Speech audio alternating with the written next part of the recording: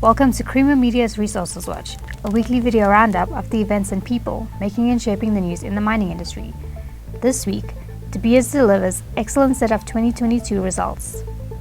Anglo has 600 megawatts keyed up and ready to go, and green hydrogen also developing rapidly. And do everything to fight inflation, says AngloGold. Diamond company De Beers last year delivered a revenue of $6.6 billion and an EBITDA of $1.4 billion, built on operational excellence across its producing assets. So we delivered a revenue of 6.6 billion and an EBITDA of 1.4 billion. And this is built from operational excellence across our producing assets. So we take those in turn. Our joint venture, Debswana in Botswana, had a really solid year and really exceptional operational excellence and uptime in their producing plants on both assets.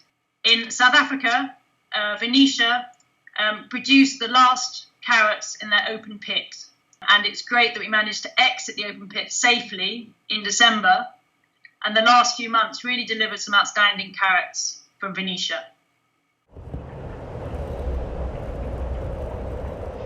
All policy in South Africa, specifically relating to energy, certainly does tend to be moving into a part of time and space where it really is incentivizing the building out of renewable energy generation capacity in the country. We announced the first 600 megawatts of our renewable energy projects in Southern Africa.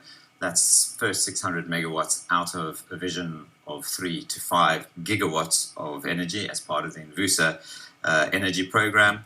And this has now very happily been given the status in South Africa of a strategic integrated project, and that's very helpful in terms of consolidating government support for this program. And so we are on track to commence the construction of the first 2 of those projects in that 600 megawatt bucket during the course of this year. Everything must be done to fight inflation, says AngloGold Ashanti CEO Alberto Calderon, who has reported vigilant cost control in a year dominated by what the company described as the highest inflation rates in more than 40 years. We're starting to see the benefits of the Full Asset Potential program at Sekiri. We have mobilized a second contractor to deliver higher volumes of higher grade oxide ore from Block 2. And we have renegotiated key contracts on fuel and consumables, which will help control costs. Geita recorded another strong production result, with production exceeding 500,000 ounces for 2022. Higher volumes and grades drove performance in H2. We're reaching the end of the reinvestment program, and Geita is now back to operating above 500,000 tons per annum. Kibali's production in Q4 rebounded relative to Q3 also driven by grades and volumes. For mining news as it breaks, stay logged on to miningweekly.com and register for our free daily newsletter.